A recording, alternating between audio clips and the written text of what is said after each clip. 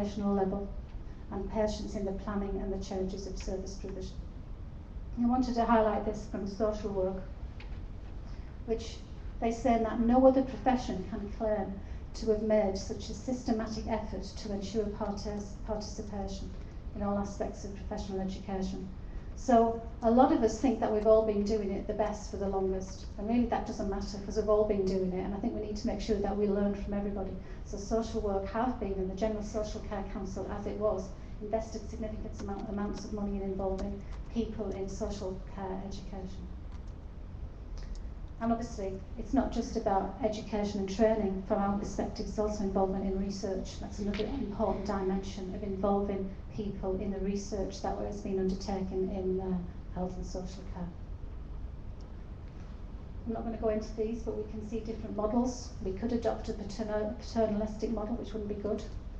An informed decision-making model would be better. And a professionalised agents of change model might even be better. So we can involve service users and people in different ways,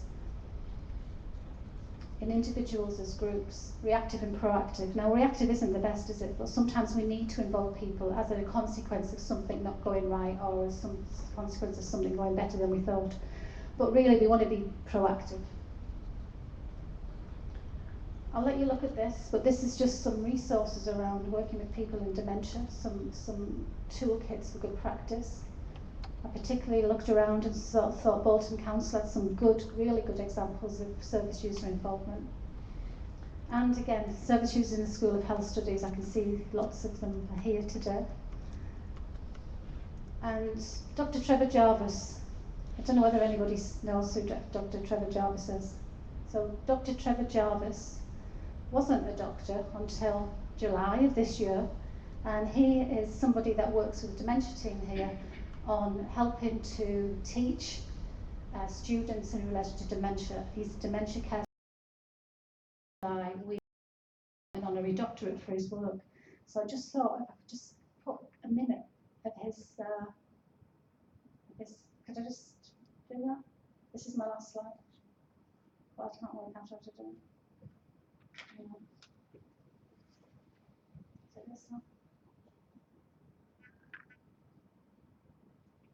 now like to invite Trevor Jarvis to address the sermon. Jarvis.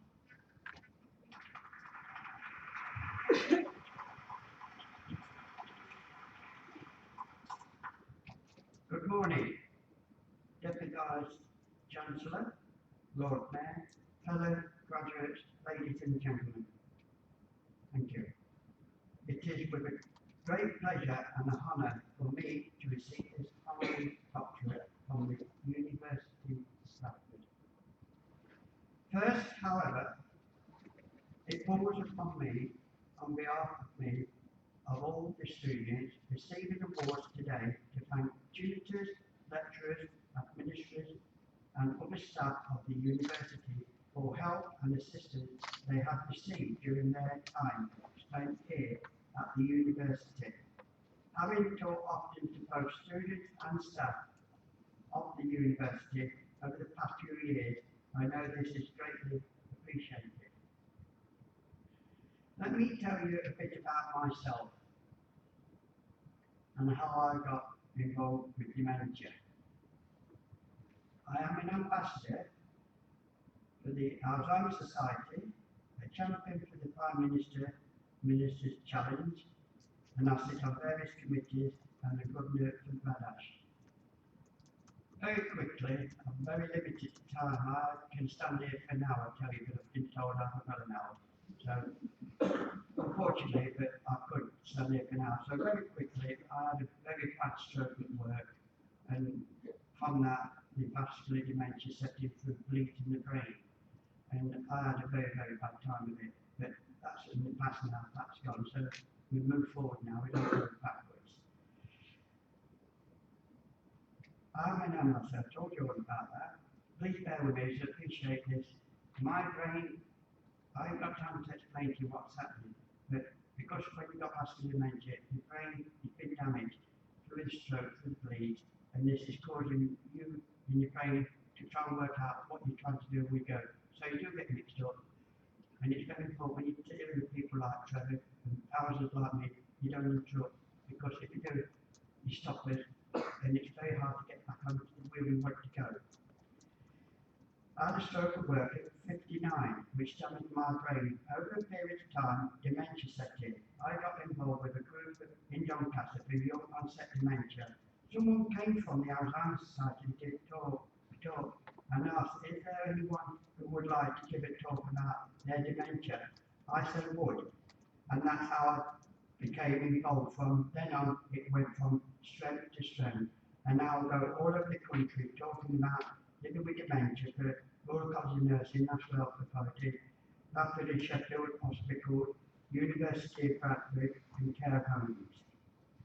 Very quickly, the first one I'd done was in Liverpool many years ago, and a lady was crying in the corner, and I went and said, "You're right," I said, "it's yours, I'm sorry I've upset you, I've offended something."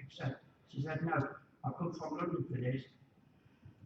And she said, "I didn't realise what it was about. So what I've got to do now," I said, "I'm going home now, back to London, and I'm going to give my husband the biggest hug and kiss I've ever been given, and apologise to say how horrible I've been to her." She said, "I didn't understand." I said, "By God, I do now." And I made that lady cry, you know, because she didn't really understand about dementia. At the conference, I was introduced to Paul Edwards and Dr. Claire Sir, and they asked if I would like to be involved with University of Bradford training for students who are studying dementia. This was 67 years ago. On their assessment day, I helped to mark their presentations. I was later introduced to Dr. Andrew Capsick, who is now involved with this work. And it's been a great pleasure, and it is still a great pleasure to be able to work with this team. Absolutely, it's a great pleasure. You don't know how much it means to me. You really don't. On behalf of the students receiving awards today, I would like to thank the families and friends who have supported them along the way, financially, emotionally, or in other practical ways.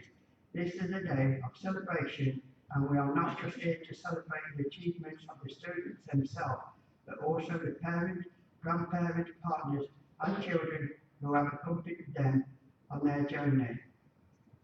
Very quickly, my wife Anne is down there. What a fantastic support Anne gave me. I wouldn't be here doing this if it wasn't for me, Anne, my wife, my sons are there for me, my friends are there for me, and you need these people around you, really need them. When you've got this problem there, you really need it. And thank you very much, Anne. Thank you to my sons and my friends. Thank you for being there.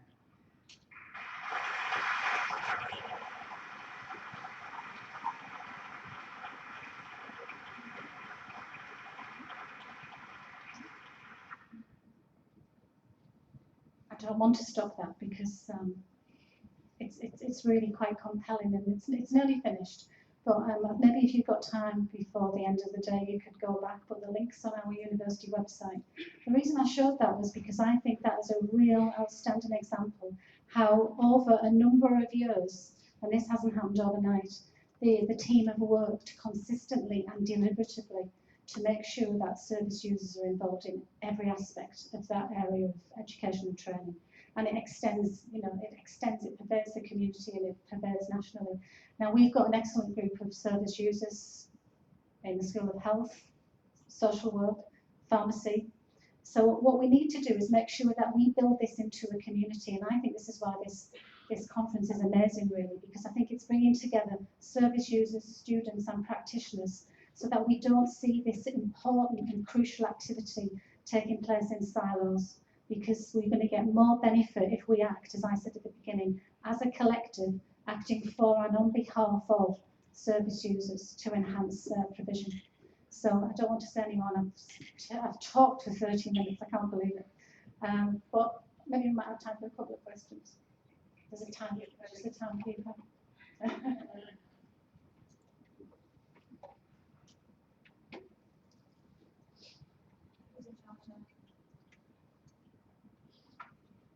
Anybody want to make any observations or points then?